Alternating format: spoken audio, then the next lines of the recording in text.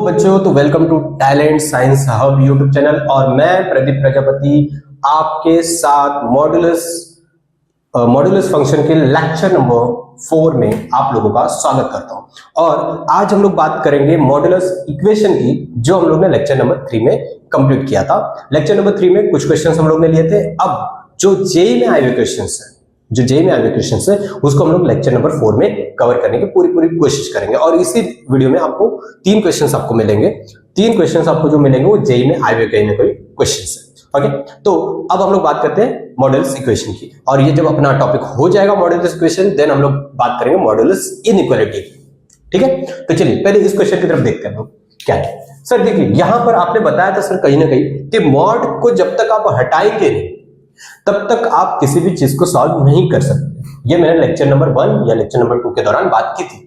मुझे याद नहीं है एग्जैक्टली कि मैंने किस लेक्चर में बात की थी, बट मैंने बोला था कि जब तक आपको मॉड दिखेगा इक्वेशन में तब तक आप उस क्वेश्चन को सॉल्व नहीं कर सकते। तो आपका पहला काम होता है कि सर मॉड को हटाइए। और मॉड तभी हटता है जब उसको पता हो कि अंदर बैठा हुआ इंसान पॉजिटिव है या फिर नेगेटिव है। और जब नहीं पता रहता है मॉड के अंदर पॉजिटिव या नेगेटिव, तो मैंने वहां पर बोल दिया था आपको 2 केसेस बनाने पड़ते हैं। एक बार उस अंदर वाली क्वांटिटी को पॉजिटिव मानिए और एक बार उस अंदर वाली क्वांटिटी को क्या मानिए, नेगेटिव मानिए। ठीक है, तो यहां पर भी 2 केसेस बनेंगे, क्योंकि यहां पर मुझे नहीं पता, एक मॉड दिख रहा है, यहां पर कोई मॉड नहीं है, यहां पर सर मॉड है। तो मॉड के अंदर बैठा हुआ इंसान क्या है, पॉजिटिव या नेगेटिव, मुझे पता है क्या? नहीं सर, नहीं पता, तो केसेस बनाने पड़ेंगे। तो केस नंबर 1 हम लोग लेते हैं। पहले तो केस 1 लेते हैं, जहां पे आपका जो x - 5 है वो ग्रेटर देन और इक्वल टू 0 है। सर यहां से अगर मैं x की वैल्यू पता करूं, यहां से मैं x की वैल्यू पता करूं तो x की वैल्यू क्या होनी चाहिए, ग्रेटर देन और इक्वल टू 5 होनी चाहिए। सर अगर मुझे इसका कौन सा केस लिया हम लोग ने कि अंदर वाला क्या है, पॉजिटिव या 0 होना चाहिए, तो सर वो पॉजिटिव या 0 कब होगा, जब आपके x की वैल्यू 5 से बड़ी होगी। ठीक है, तो हम लोग क्या मान के सॉल्व कर रहे हैं कि अंदर वाला पॉजिटिव है, ये मान के सॉल्व कर रहे हैं। तो देखो ये इक्वेशन कैसा दिखेगा, x + 1 का होल स्क्वायर प्लस, सर ये अंदर वाला क्वांटिटी आपने इस केस में क्या माना हुआ है कि अंदर वाला क्वांटिटी क्या है, पॉजिटिव है। सर पॉजिटिव या 0 है, तो आपने बोला सर अगर अंदर वाला क्वांटिटी आपने पॉजिटिव माना हुआ है, केस माना हुआ है, तो ये एज इट इज बाहर निकाल देगा। सर हाँ सर बिल्कुल एज इट इज बाहर निकालेगा। इक्वल टू क्या है, 27/4। सर इसको ओपन करते हैं, तो ये क्या होगा, x² + 1 + 2x और plus x - 5 is equal to 27/4। यही आपका, हाँ सर इसको सॉल्व कर दीजिए। तो x² ये क्या हो जाएगा आपका 3x, ये हो जाएगा आपका -4 इक्वल टू 27/4। सर अब क्रॉस मल्टीप्लाई कर दीजिए, हाँ कर दीजिए। तो ये 4x² + 12x - 16 is equal to 27। Okay, अब और काम करते हैं, 4x² + 12x और इन दोनों को मैंने सॉल्व किया तो ये कितने हो गए, 7 और 6 होते 13, 2 1 3 1 4, 43 इक्वल टू 0। ये होता है आपका, हाँ सर। अब एक क्वाड्रेटिक है। सर अगर मैं पूछूं ये क्वाड्रेटिक फैक्टराइजेबल है कि नॉन फैक्टराइजेबल, तो मैंने कहीं ना कहीं आपको लीनियर इनइक्वालिटी के लेक्चर के दौरान बात किया था कि फैक्टराइजेबल कैसे पहचानते हैं, नॉन फैक्टराइजेबल कैसे पहचानते हैं। ओके, और फैक्टराइजेबल में 2 केसेस मैंने बताए थे, जब आपका d 0 आ जाए और d पॉजिटिव आ जाए। तो अगर आप इसके d के बारे में पता करेंगे, d निकाल के देख लीजिए, d आपका ना ऐसा क्वांटिटी आएगा जिसका मैं रूट नहीं निकाल पाऊंगा। और जब ऐसा d आ जाए कि जिसका आप रूट नहीं निकाल सकते, तो आप उसको फैक्टराइज नहीं कर सकते, आपको उसको फॉर्मूला मेथड लगाना पड़ता है। तो यहाँ पे आपको फॉर्मूला मेथड लगाना पड़ेगा, बिकॉज आप इसका d निकाल के चेक कर सकते हैं। d ऐसे एक नंबर आएगा जिसका रूट आप नहीं निकाल सकते। आपको नहीं भरोसा होता, आप इसका d निकालिए और देखिए क्या वो ऐसा नंबर आ रहा है क्या जिसका रूट मैं निकाल सकता हूं। तो आपको पता चलेगा नहीं, वो ऐसा नंबर नहीं आ रहा है जिसका मैं रूट निकाल सकता हूं इजीली। और जब मैंने बोला तो रूट नहीं निकलता d का, तो समझ जाइए कि वो फैक्टराइज तो होगा, फैक्टराइज होगा लेकिन फॉर्मूला मेथड से होगा, फैक्टराइजेशन तरीके से नहीं होगा। तो यहां पर अब मैं क्या करूंगा, -b ± √b² मतलब कहीं ना कहीं 12 का स्क्वायर -4ac अपॉन में 2a। ठीक है, -b ± √b² -4ac upon 2a, यही होता है फॉर्मूला अपना। हाँ सर यही होता है। सर सॉल्व करते हैं। अब देखिए प्रॉब्लम क्या पता है, ये नंबर ना बहुत बड़ा नंबर आने वाला है, तो इसको सॉल्व कैसे करें सर, क्या पूरा सिंप्लीफाई करके सॉल्व करें फिर पता करें रूट के अंदर क्या नंबर आ रहा है? नहीं सर, आप देख सकते हैं कि सर इसमें मुझे 4 और 3 दिखेगा और यहां पर मुझे 4 दिख रहा है, 3 का तो नहीं पता बट 4 तो मुझे दिख रहा है, तो मैं कॉमन तो एटलीस्ट निकाल सकता हूं अगर मैं इसको ब्रेक करूंगा तो। सर इसको क्या कर दीजिए, आप पता है इसको 3 × 4 लिखिए, तो 3 इंटू 4 मतलब 3 का स्क्वायर इंटू 4 का स्क्वायर, माइनस माइनस हो गया आपका प्लस, ये 4 इंटू 4 क्या बन गया 4 स्क्वायर इंटू 43 अपॉन में क्या हो गया आपका 4 2 सा 8, या फिर 4 2 इंटू 4 रहने दीजिए, कोई दिक्कत नहीं है, ठीक है। चलिए अब इसको आगे हम लोग बात करते हैं, थोड़ी सी आगे बात करते हैं। सर इधर देखिए 4 स्क्वायर बाहर निकाल दीजिए ताकि आपका नंबर जो बड़ा दिख रहा था वो छोटा हो जाए। -12 प्लस माइनस, सर ये 4 स्क्वायर बाहर, तो 4 स्क्वायर जब बाहर आएगा तो आपको 4 दिखेगा, और रूट के अंदर आपको क्या दिख रहा है देखिए, 3 का स्क्वायर 9 प्लस 43, यही दिख रहा है आपको, हाँ सर, अपॉन में 4 इंटू 2। अब देखिए 4, इसके पास भी 4 है सर, बराबर, 4 कॉमन निकाल लो, 4 कॉमन निकाल लो सर, इधर क्या बचा -3 प्लस माइनस अंडर रूट, ये कितना हो जाएगा बेटा देखिएगा 52 अपॉन में 4 इंटू 2, सर ये 4 और ये 4 कैंसिल, तो आपको क्या दिखा -3 प्लस माइनस, सर ये कितना हो जाएगा अराउंड, इसको ऐसे रहने दो, इसको ब्रेक कर सकते हैं मुझे पता है, बट ब्रेक मत करिए, x, तो x की दो वैल्यूज आ रही है सर, एक आ रही है -3 प्लस रूट 52 अपॉन 2, और एक आ रही है आपकी x is equal to -3 minus root 52 upon. Sir ये दोनों वैल्यूज को एक्सेप्ट करना है क्या, ये दोनों वैल्यूज को एक्सेप्ट करना है क्या, मैंने बोला नहीं, दोनों वैल्यूज को एक्सेप्ट नहीं करना, बिकॉज ये जो केस मैंने सॉल्व किया है बेटा, ये तब किया है जब मॉड के अंदर वाली क्वांटिटी पॉजिटिव है, ये मान के मैंने सॉल्व किया हुआ है। तो अब वो x ढूंढने पड़ेंगे जहां पर, जिसको मैं अगर इसमें रखूंगा मॉड में, तो आंसर क्या अंदर बनना चाहिए पॉजिटिव, और मैंने वो पता कर लिया सर, मुझे कोई टेंशन लेने की जरूरत नहीं है, मैंने वो x के बारे में पता कर लिया जब मेरा अंदर वाला क्वांटिटी पॉजिटिव मुझे देगा, कब, जब x की वैल्यू क्या होगी 5 या 5 से बड़ी होगी, तब ये जो x - 5 है वो पॉजिटिव रहेगा, ओके। तो मुझे पता करना है कि सर इन दोनों में से कौन सा वैल्यू जो 5 से बड़ी है, तो देखो ये तो ऑलरेडी ये भी नेगेटिव है, ये भी नेगेटिव है, ये ओवरऑल नेगेटिव आने वाला है, ये ओवरऑल आंसर क्या देने वाला है मुझे नेगेटिव, नेगेटिव तो आंसर मुझे चाहिए नहीं, क्योंकि 5 से बड़ी चाहिए वैल्यू मुझे, तो ये तो रहेगा नेगेटिव ऑलवेज, सोच लो ना, ये भी नेगेटिव, ये भी नेगेटिव, सर ऊपर को कुछ भी आंसर आएगा वो तो नेगेटिव ही रहने वाला, नेगेटिव अपॉन पॉजिटिव आपको क्या मिलने वाला है नेगेटिव, सर आपको तो आंसर 5 से बड़ा चाहिए, मतलब पॉजिटिव आंसर चाहिए, ये तो कभी नहीं होगा, मतलब ये रिजेक्ट होगा आपका, किसी भी हालत में ये रिजेक्ट ही होने वाला है, हाँ सर इसके बारे में सोचिएगा, ओके।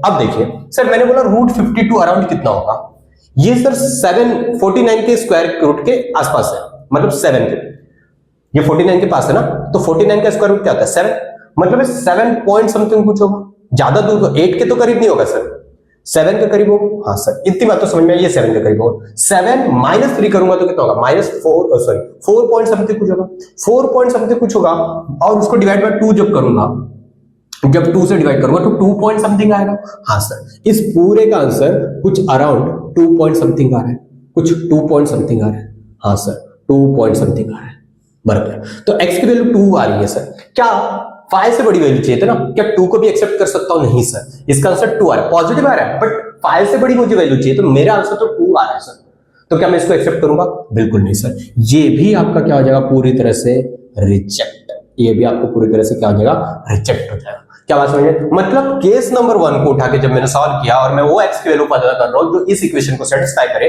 तो कोई भी आंसर अपने को बिल्कुल नहीं मिल रहा है, क्या आपको बात समझ में आ गई, तो प्लीज इतना नोट डाउन करें, फिर इसका केस नंबर 2 पर हम लोग जाते हैं, ठीक है।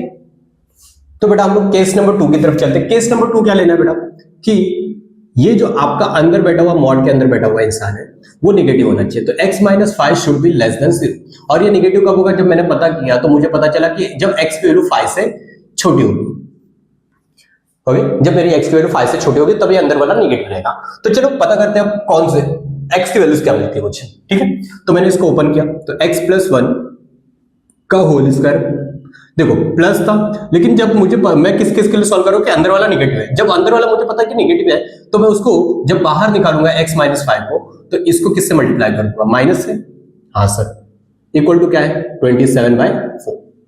चलिए इसको सॉल्व करते हैं, इसको ओपन किया तो x² + 1 + 2x, और ये बन गया आपका -x + 5 इक्वल टू 27/4, ठीक है। अब सॉल्व कर दीजिए इसको, तो ये हो जाएगा 4 को इधर भेज देते हो 4x², देखिए 2x और ये x सॉल्व हो गया, x बन गया, और ये 4 इसके साथ मल्टीप्लाई हो जाएगा तो 4x बन जाएगा, ठीक है।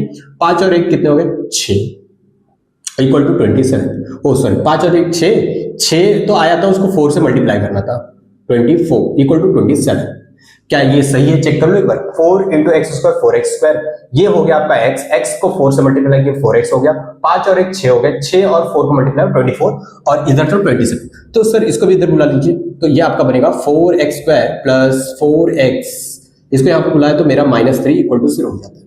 ओके, अब चेक करते हैं इसका d, चेक करते हैं एक बार। d कितना आ रहा है बेटा? 16, b स्क्वायर 16 माइनस 4ac, तो 4 तिया 12, 12 चौक 48। ओके, 16 और 48, 16 और 48 कितना हो जाएगा? 16 और 48 ना, 16 48 आई थिंक सो 64 हो रहा है, मतलब सर 64 हो रहा है। देखिएगा इसका जो d निकल रहा है, d निकाल दो। देखो जब d निकाला, d मतलब क्या? b स्क्वायर मतलब 16 माइनस 4ac, सर यही होगा? हाँ सर, ये बिल्कुल 16 प्लस 4 चौक 16 या 48 64। सर d ऐसा एक नंबर मिल रहा है ना जिसका स्क्वायर रूट मैं निकाल सकता हूं।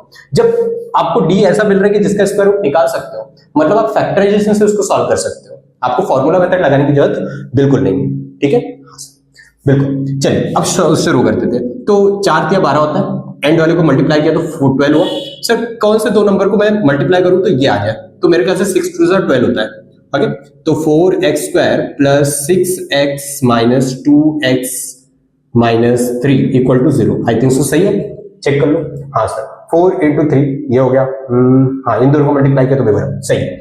चलिए कॉमन निकालिए, इसमें से कॉमन निकलेगा अपना 2x कॉमन निकलेगा, यहाँ पे बचेगा 2x प्लस 3, और यहाँ पे माइनस कॉमन निकाला 1, कुछ नहीं निकल रहा तो 1 निकाला, 2x प्लस 3 इक्वल टू 0। तो अगर मैं इसको सॉल्व करूंगा तो एक x की वैल्यू आएगी मेरी -3/2 आ रही है, और दूसरे x की वैल्यू क्या आ रही है मेरी? 1/2 आ रही है। बराबर, ये बात तो सही है कि सर एक x की वैल्यू आएगी -3/2 और एक x की वैल्यू आ रही है 1/2। सर दोनों वैल्यू आ जाए आगे। हाँ सर, अब इसमें से कौन सा एक्सेप्ट करना है और कौन सा रिजेक्ट करना है ये बात आपको समझनी है। तो मैंने बोला सर ये हम लोग ने जो केस सॉल्व किया है ये तब के लिए सॉल्व किया है जब मॉड के अंदर जो बैठा हुआ इंसान है वो नेगेटिव है। क्या है? नेगेटिव। तो सर x माइनस 5 आपका क्या है? नेगेटिव। नेगेटिव के लिए आपको सॉल्व करना था, तो आपने ये पता कर लिया था कि कौन सा x के लिए ये नेगेटिव है, तो आपने पता किया तो x की वैल्यू जब 5 से छोटी होगी तब ये मॉड के अंदर वाला केस नेगेटिव बनेगा, और तब मेरी ये कहानी सही है। तो आप पता करें कि कौन x की वैल्यू 5 से छोटी है। ये सर नेगेटिव है -1.5, हाँ ऑब्वियसली 5 से छोटा है। ये सर 0.5, ये भी आपका छोटा है 5 से, मतलब दोनों ही क्या होंगे? आपके एक्सेप्ट होंगे। ये भी आपका एक्सेप्ट होगा और ये भी आपका एक्सेप्ट होगा। ओके, तो दोनों ही एक्सेप्ट होंगे। तो मतलब ये इक्वेशन का जो सॉल्यूशन है या जो आंसर है, सॉल्यूशन है वो दो है, -3/2 और 1/2। उसने क्वेश्चन में क्या पूछा था? The number of real roots of the equation. इस इक्वेशन के रियल रूट्स बताओ, रियल रूट्स। तो रियल रूट्स में दो ही आए, कौन से? -3/2 और 1/2। लेकिन उसने x की वैल्यूज नहीं पूछी, उसने नंबर ऑफ रियल रूट्स पूछा, नंबर ऑफ रियल रूट्स। तो कितने रूट्स आए अपने पास? दो आए, और दोनों क्या? दोनों रियल है। हाँ सर, दोनों रियल है। तो इसका फुल एंड फाइनल आंसर ये दोनों नहीं है, इसका जो फुल एंड फाइनल आंसर है आपका ये है आपका number of roots, number of real roots is equal to 2, is equal to. क्या आपको बात समझ में आई? ये आपके जेई में आया क्वेश्चन। क्या आपको बातें क्लियर है? बिल्कुल तरीके से क्लियर होनी चाहिए, चीजों में कोई भी डाउट नहीं होना चाहिए। ठीक है, चलिए आगे चलते हैं। अब सॉल्व करते हैं। ये आपके ये भी जेई में आया हुआ क्वेश्चन है। ओके, कब आया है ये मुझे याद नहीं, बट आया हुआ क्वेश्चन है। ओके, तो अब ये भी कहानी वैसे ही कुछ है जो इसके पहले जस्ट क्वेश्चन में हुई है। क्या कि इस इक्वेशन में एक जगह मुझे मॉड दिख रहा है, और जो मॉड के अंदर बैठा है वो पॉजिटिव है या निगेटिव मुझे बिल्कुल नहीं पता सर। नहीं पता तो मैंने बोला तो दो केसेस बनाओ, बना लो सर, कोई दिक्कत नहीं है। चलो पहला केस बनाएंगे हम लोग क्या कि सर केस 1 जो आपका अंदर वाला क्वांटिटी है, मतलब x² - 1, मैं सॉल्व करूंगा सर ग्रेटर देन और इक्वल टू 0 के लिए। ओके, अब इसको सॉल्व करके x, कौन सा x को एक्सेप्ट करना है कि सर ये अंदर वाली चीज पॉजिटिव रहे। अब इसको सॉल्व करना it is a part of linear inequality, तो आपको उसके लिए पहले लीनियर इनइक्वालिटी आनी चाहिए। ओके, तो चलिए तो हम लोग शुरू कर देते हैं। अब जिसने नहीं देखा कृपया करके वो पहले देखिए, अब वो एक्सप्लेन तो यहाँ पर नहीं कर सकता मैं बिल्कुल भी तरीके से। चलिए सर पता करते हैं। इसको सॉल्व करने के लिए आपको x+1 और x - 1 equal is greater than equal to 0 करना पड़ेगा। सर आपको क्रिटिकल पॉइंट निकालने पड़ेंगे। हाँ सर, -1 और 1 पता कर लिया मैंने। सर ये भी ठीक है, ये प्लस इन्फिनिटी जाता है, ये माइनस इन्फिनिटी जाता है सर। हाँ, ये 1 के आगे का अगर नंबर लूंगा तो सर पॉजिटिव आंसर आएगा, और ये नेगेटिव आएगा और ये पॉजिटिव आएगा। सर मुझे क्या चाहिए, पॉजिटिव चाहिए। तो पॉजिटिव कब है, जब आपका x का आंसर -∞ से -1 है, यूनियन 1 से लेके इंफिनिटी है। इंफिनिटी तो इंक्लूड नहीं होगा सर, 1 और -1 को इंक्लूड करूं, हाँ करना तो है सर, करना तो पड़ेगा, ठीक है। चलिए ये हो गया सर, 1 को भी इंक्लूड करना और 1 को भी इंक्लूड करना है, बहुत अच्छी बात है। चलिए अब आगे चलते हैं हम लोग। अब आगे चलेंगे तो अब मैंने पता कर लिया कि सर कौन से x पर आपको ये अंदर वाला जो मॉड के अंदर बैठा हुआ है सारा वो पॉजिटिव मिलेगा। मैंने पता कर लिया वो x -∞ से -1 के कोई भी नंबर ले लो या फिर 1 से लेके इंफिनिटी का कोई भी नंबर ले लो, उसके बीच में -1 से 1 के बीच का कोई नंबर आपका एक्सेप्ट नहीं होगा, ठीक है। चलिए अब बात करते हैं, हम लोग सॉल्व करते हैं। अब मैंने को पता चल गया ये x का पॉजिटिव होगा, मतलब ये मॉड वाला अंदर मॉड के अंदर वाली क्वांटिटी का पॉजिटिव होगा, वो मैंने पता कर लिया। अब इक्वेशन को सॉल्व करो और x निकालो। तो सर यहां पर सॉल्व करूंगा तो मुझे पता चलेगा 3x²। सर ये मॉड के अंदर वाला मैं कौन सा केस लेके सॉल्व कर रहा हूं कि अंदर वाला क्या है, पॉजिटिव। तो पॉजिटिव अगर अंदर वाला तो एज इट इज वो बाहर आ जाएगा, हाँ सर, कुछ माइनस लेके नहीं आएगा, प्लस x -1 = 0। सर इसको सॉल्व करते हैं, 3x² ये -4 को अंदर भेज दो, -4x² + 4 + x -1 = 0। सर यहां पर क्या सॉल्व हो जाएगा आपका, -x² और प्लस x, हाँ, +3 = 0। अब जरा माइनस से मल्टीप्लाई कर दो तो ये x² - x - 3 = 0। ये क्वाड्रेटिक इक्वेशन आ गई, ठीक है। क्या ये फैक्टराइज हो सकता है, मतलब फैक्टराइज मतलब फैक्टराइजेशन मेथड से सॉल्व करना पड़ेगा कि फॉर्मूला मेथड से? तो मैंने बोला था डी निकालो, डी सर, डी निकालो। डी = क्या होगा इसका, देखो b² मतलब -1 का स्क्वायर 1 आएगा, -4ac सर इसकी वैल्यू जो अराउंड आ रही है 1 + 12 = 13 आ रही है। सर ये डी ऐसा एक नंबर आ रहा है जिसका स्क्वायर रूट आप निकाल ही नहीं सकते, निकाल नहीं सकते स्क्वायर रूट, मतलब सर ये फॉर्मूला मेथड से तो कतई सॉल्व नहीं होने वाला। ये जो सॉल्व होगा वो फॉर्मूला, सॉरी ये कतई फैक्टराइजेशन मेथड से सॉल्व नहीं होगा, ये आपके फॉर्मूला मेथड से ही सॉल्व होगा। अब मेथड लगा देते हैं सर हम लोग। x = क्या होता है, -b, तो -1 है तो -b का वैल्यू -1 है और उसके आगे माइनस है, तो सर आपका क्या बन जाएगा, ये +1 बन जाएगा, हाँ sir, plus minus under root क्या आया था, b² - 4a से कितना आया था 30 अपॉन में 2a मतलब 2 आएगा। सर मतलब x की दो वैल्यूज आ रही है, एक x की वैल्यूज आ रही है बेटा 1 + √13 अपॉन 2 और एक x की वैल्यू आ रही है बेटा आपकी 1 - √13 अपॉन, बराबर है। ये तो आपको पता चल गया सर ये पॉजिटिव है और ये आपको पता चल गया ये नेगेटिव है। क्यों सर, √13 की वैल्यू देख लो 1 से ज्यादा ही होने वाली है। √13 के करीब किसका स्क्वायर रूट आता है, √13 के करीब किसका स्क्वायर रूट आता है सर, 9 16 आता है और 9 आता है, 9 और 16 ये दो नंबर ऐसे हैं जिसके बीच में इसका स्क्वायर रूट आ रहा है, मतलब 3 पॉइंट के आसपास, मतलब 3 और 4 के एग्जैक्टली कहीं ना कहीं बीच में जाएगा इसका स्क्वायर रूट। और ये 3 पॉइंट समथिंग आएगा तो ऑब्वियसली 1 - 3 पॉइंट समथिंग क्या आएगा, नेगेटिव आंसर आएगा, तो नेगेटिव आएगा। सर मुझे x की कौन सी वैल्यूज चाहिए, x की वैल्यू देखो -∞ से -1 या फिर 1 से लेके इंफिनिटी। तो पहले बस पता कर लीजिए सर ये वैल्यू 1 से बड़ी है कि नहीं, ये वैल्यू 1 से बड़ी आएगी, पॉजिटिव आ रही है, हाँ ठीक है सर, पॉजिटिव इधर लाई करेगा, इधर वाला नेगेटिव का जोन है, मतलब दोनों ही कहीं ना कहीं एक्सेप्ट हो सकते हैं, दोनों ही कहीं ना कहीं रिजेक्ट हो सकते हैं। अब वो डिपेंड करता है कि इसकी एग्जैक्टली वैल्यूज कहां पर जाएंगे। तो मैंने बोला कुछ नहीं, पता करते, देखो ये 1 प्लस सर √13 मतलब 3.5 के अराउंड में ले लेता हूं, 3.5 समथिंग ले लेता हूं अपॉन में 2। सर ये अराउंड 4.5 जाएगा और 4.5 गया तो डिवाइड 4.5 डिवाइड बाय 2, सर ये अराउंड 2.25 की तरफ जाएगा मेरे ख्याल से, हाँ सर 2.25 के अराउंड, तो 1 से इंफिनिटी, हाँ सर ये एक्सेप्ट हो सकता है। सर ये वाला आप बात करें, सर ये 1 - 3.5 समथिंग जाएगा सर आपका अपॉन में 2, इसको अगर आप माइनस करोगे तो मेरे ख्याल से 3.5 में से 1 हटा दो 2.5 आएगा, माइनस का 2.5 अपॉन में 2, सर ये -1.25 जा रहा है, हाँ सर। तो ये देखो -1 से -∞ सर उसके बीच में ये आएगा, हाँ सर, ये भी उसी 1 से इंफिनिटी के बीच में आ रहा है, हाँ सर, तो ये भी एक्सेप्टेड है, मतलब ये भी एक्सेप्ट होगा और सर ये भी एक्सेप्ट होगा, दोनों ही एक्सेप्ट होंगे कहीं ना कहीं। क्या बात समझ में आई, हाँ सर, ये भी वैल्यू एक्सेप्ट होगी, ये भी वैल्यू एक्सेप्ट होगी। क्या बात, इधर अप्रोक्सीमेशन का आपको गेम लगाने आना चाहिए, थोड़ा सा एग्जैक्टली वैल्यू नहीं चाहिए, अप्रोक्सीमेट वैल्यू चाहिए आपको, ताकि आप बस पता लगा पाओ कि हाँ इसके और इसके बीच में लाई करेगा कि नहीं। तो उसके लिए बस आपको अप्रोक्सीमेट वैल्यू पता होनी चाहिए। अब मैं कुछ ज्यादा नहीं कर रहा हूं, मैंने बस देखा कि 13 किसके बीच में आता है सर, कौन से ऐसे दो नंबर है जिसका स्क्वायर रूट मुझे पता है, तो मैंने बोला 9 और 16 के बीच में कहीं ना कहीं 13 आएगा। सर 9 से ये कितना कदम दूर है 4, और 16 से कितना कदम दूर है 3, मतलब ये अराउंड 13 का जो स्क्वायर रूट आएगा वो इसका स्क्वायर रूट होता है 3 और इसका होता है 4। सर ये अराउंड 3.5 के बीच में कहीं ना कहीं 3.4 3.5 के बीच में कहीं ना कहीं इसका स्क्वायर रूट आएगा। ठीक है, तो मैंने बस वही अप्रोक्सीमेशन गेम खेला है। ठीक है, अब जैसे अप्रोक्सीमेशन गेम खेला तो मुझे पता चल गया कि सर दोनों वैल्यूज ना इस जोन में कहीं ना कहीं लाई करें। ठीक है, ये केस नंबर 1 हुआ है सॉल्व। केस नंबर 2 अभी बाकी है, तो केस नंबर 2 पर हम लोग चलते हैं। पहले ये नोट डाउन कर लीजिए आप। ठीक है,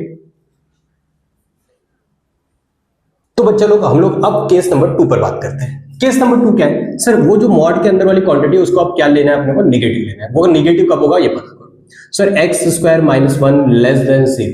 तो सर वापस से कहानी वही, x plus 1 x minus 1 should be less than 0। Sir जब बनाया हम लोग ने नंबर लाइन को -1 1, यहां पर प्लस इंफिनिटी, यहां माइनस इंफिनिटी, यहां प्लस, इधर माइनस में प्लस, अपने को क्या चाहिए माइनस जोन चाहिए ये। सर -1 और 1 को इंक्लूड नहीं करना है तो हटा दो। अपना आंसर x का कहां से कहां होना चाहिए सर, -1 से 1 के बीच में होना चाहिए। हाँ सर बिल्कुल यहीं पर होना चाहिए। हाँ चलिए अब हम लोग बात करते हैं सर, हम लोग को पता चल गया कौन से x के लिए ये अंदर वाली क्वांटिटी नेगेटिव।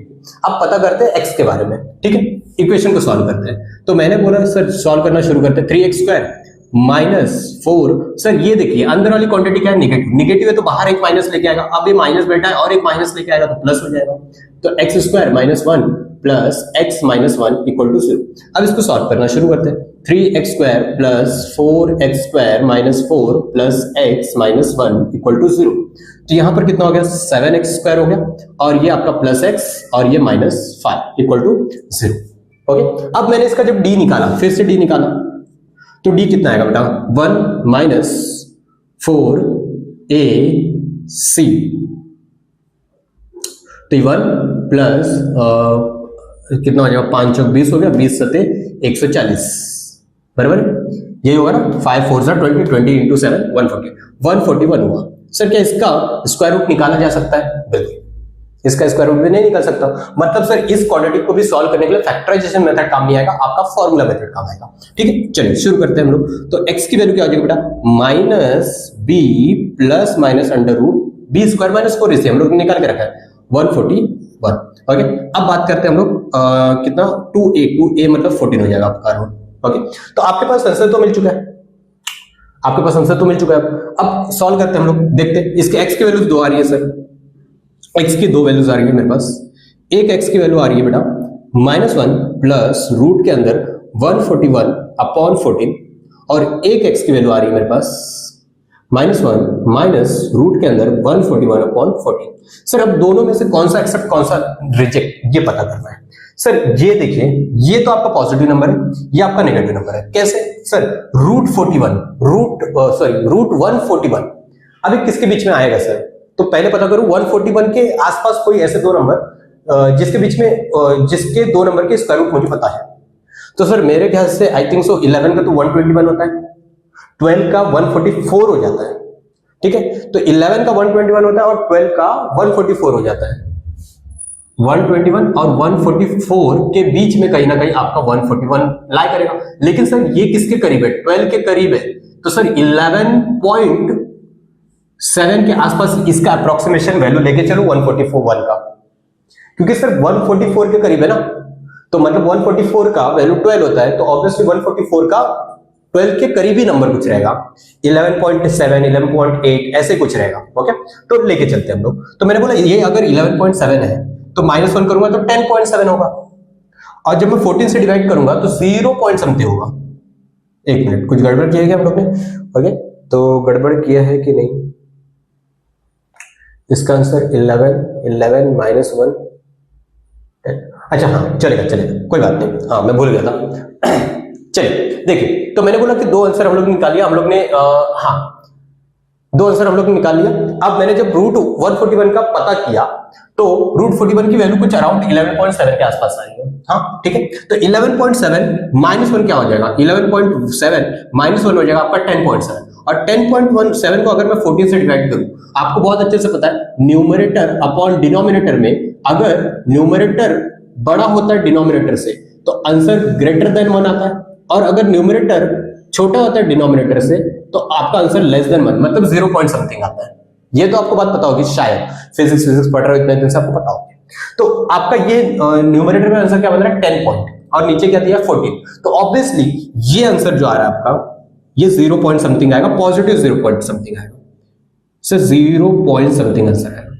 ओके, और ये बारे में पता करेंगे तो इसका आंसर क्या आएगा आप देखिएगा जरा, ये भी आंसर नेगेटिव में आएगा 0 पॉइंट समथिंग। क्यों सर, ये 10.7 आप सॉरी 11.7 बोले आपने इसको, तो 11.7 में -1 माइनस 11.7 -1 माइनस का 12.7 हो जाएगा, और माइनस का 12.7 अपॉन 14 ये भी आपका 0 पॉइंट ही आएगा बट नेगेटिव में आएगा आपका। सर आपको आंसर x का किसका चाहिए था, -1 to 1 के बीच में, -1 to 1 के बीच में, सर -1 to 1 के बीच में सर 0 आता है, 0 का नेगेटिव देखो नंबर लाइन अगर मैं बनाऊं, हाँ नंबर लाइन अगर मैं बनाऊं, यहाँ -1 होगा, इधर 1 होगा, बीच में क्या होगा 0।